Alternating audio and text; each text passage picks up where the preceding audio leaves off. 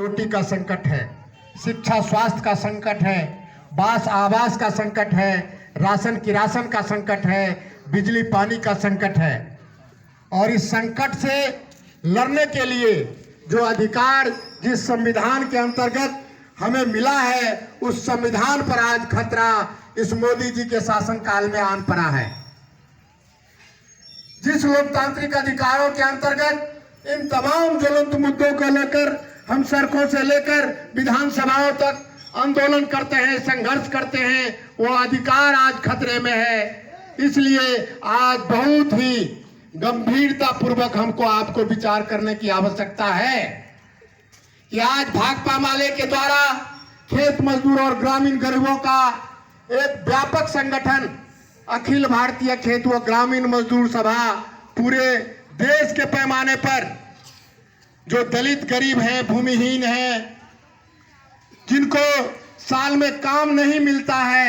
उनके तमाम ज्वलंत मुद्दे आंदोलन के दौरान अपने शहादत देने का भी हौसला रखती है। साथियों, यह एक नई बात नहीं रही है। बिहार में आज आपने देखा कि अपने संघर्षों के बल पर ही जो सरकार 1947 ईस्वी में ही एक कानून बनाया था, जिस कानून के अंतर्गत तमाम भूमिहीन परिवार के लोगों को 10 डिसमल बांस के लिए और 1 एकड़ चास के लिए जमीन देने की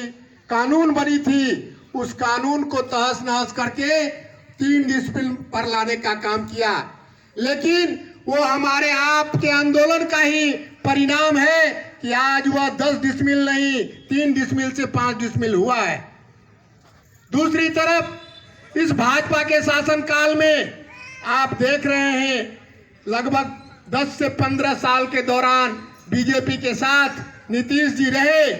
और जब तक उनके साथ रहे तब तक गरीबों के सारे अधिकार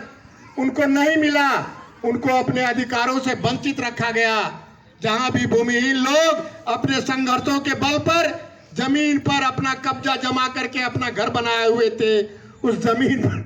बुलडोजर के द्वारा उसको खदेड़ने का काम किया गया, उसको उजाड़ने का काम किया। लेकिन उसके खिलाफ भाकपा माले और अखिल भारतीय खेत मजदूर सभा ने पूरे बिहार ही नहीं देश के पैमाने पर उस उजड़े हुए परिवारों को बसाने के पक्ष में आंदोलन किया, और उस भाजपाई बुलडोजर का जो अभियान चल पड़ा था उस पर लगाम लगाने का काम किया है। हमारे साथी बता रहे थे कि सुपौल जिला में भी यह अभियान शुरू किया गया था, संघर्षों के बल पर रोकने का काम किया है। कोरोना के बाद हमारी सांगठनिक स्थितियां जरूर कुछ कमजोर हुई है, इसको नजरअंदाज नहीं किया जा सकता है।